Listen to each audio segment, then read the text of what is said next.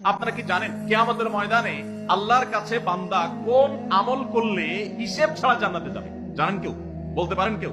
ভাই, আল্লাহর কাছে হিসেব দিয়ে জান্নাতে যাওয়া কি সহজ কাম না কঠিন কাজ? আরে আল্লাহর কাছে তো অনেক দূরের কথা। আপনি যে প্রতিষ্ঠানে চাকরি করেন তার মালিকের কাছে, উপরস্থ বসের কাছে একেবারে পুঙ্খানুপুঙ্খ করে প্রতিটা পয়সার হিসাব দিয়ে একদম সবকিছুতে পারফেক্টনেস প্রমাণ করা, এটাই তো একটা কঠিন কাজ, দুঃসাধ্য কাজ।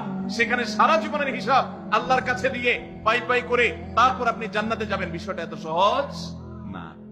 তাহলে হিসেব ছাড়া আল্লাহ তাআলা এমনিতেই বলবেন হিসাব টিসাব নাই, তোমাকে এমনি জান্নাতে দিলাম, এটা চান আপনারা? দেখুন কোরআনে কারীম আল্লাহ তাআলা বলছেন, ইন্নামা ইউওয়াফাস সাবিরুনা আজরাহুম বিগাইরি হিসাব। আল্লাহ বিনিময় দেওয়ার ক্ষেত্রে, সওয়াব দেওয়ার ক্ষেত্রে দুনিয়াতে যারা সবরকারী হবে, যারা ধৈর্যশীল হবে, যারা সহিষ্ণু হবে, যারা নিজেকে নিয়ন্ত্রণ করতে পারবে, এই সবরকারীদেরকে আল্লাহ তাআলা হিসেব ছাড়া দিবেন, তাদেরকে সওয়াব দিবেন হিসেব ছাড়া। তাহলে আপনি যখন আপনার কর্মস্থলে থাকবেন আপনাকে ধৈর্য ধারণ করতে হবে। আপনি যখন পাবলিক পরিবহনে উঠবেন আপনার মাথা ঠান্ডা রাখতে হবে। আপনি যখন আপনার বাসা বাড়িতে থাকবেন আপনার মাথা ঠান্ডা থাকতে হবে।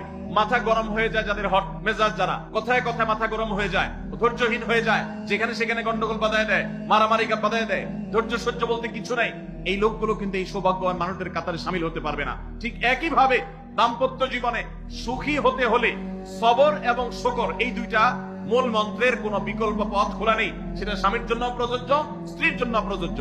স্বামী হিসেবে আপনি স্ত্রী অনেক অনিয়মতা দেখতে পাবেন, অনেক কিছু দেখতে পাবেন, আপনার আকাঙ্ক্ষা, আপনার চাহিদা, প্রত্যাশার বিপরীত আপনাকে সবর করতে হবে। ভাইরা আমার, আমাদের প্রিয় নবী সাল্লাল্লাহু আলাইহি সাল্লামের দাম্পত্য জীবনে কিন্তু টুনটান সমস্যা হয়েছে। আপনারা মনে করতে পারেন নবী সাল্লাল্লাহু আলাইহি সাল্লামের ঘর, ওনার স্ত্রীগণ সাহাবী, তারা উম্মুল মুমিনিন আমাদের মা, এত মর্যাদাবান মানুষ তারা, তাদের আবার ঝামেলা হয়েছে। ভাই, দাম্পত্য জীবনে টুকটাক সমস্যা তাদেরও হয়েছে। প্রিয় নবী সাল্লাল্লাহু আলাইহি সাল্লাম নিজে একদিন বাসা ছেড়ে মসজিদে নববীতে এসে মন খারাপ করে বসেছিলেন, তিনি বাসায় যাচ্ছেন না, অভিমান করে।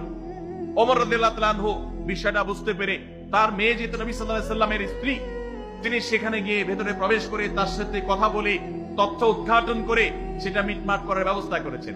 স্বয়ং নবী করিম সাল্লাল্লাহু আলাইহি সাল্লামের জামাতা, ইসলামের চতুর্থ খলিফা আলী রাদিয়াল্লাহু তাআলা আনহু, তার মতে এত মর্যাদাবান মানুষ, তার ঘরে স্ত্রী হিসাবে আছেন কে? মুহাম্মদ সাল্লাল্লাহু আলাইহি সাল্লামের মেয়ে, জান্নাতে নারীদের সর্দার ফাতেমা রাদিয়াল্লাহু তাআলা আনহা। এত বড় মানুষ তারা, স্বামী স্ত্রী দুইজন, দুই দিককার নেতৃত্বে, একজন যুবকদের নেতৃত্ব দিবে, আরেকজন জান্নাতি যুবতীদের, নারীদের নেতৃত্ব দিবে। এত বড় মর্যাদাবান মানুষ, তাদেরও দাম্পত্য জীবনে কিন্তু টুনটান হয়েছে। একবার আলী রাদিয়াল্লাহু তাআলা আনহু এসে মসজিদে টানটান হয়ে শুয়েছিলেন মাটিতে, মনটা খারাপ, ঘরে একটু হালকা ঝামেলা হয়েছে, এই জন্য মসজিদে নববীতে এসে মাটিতে শুয়ে আছে। নবী করিম সাল্লাল্লাহু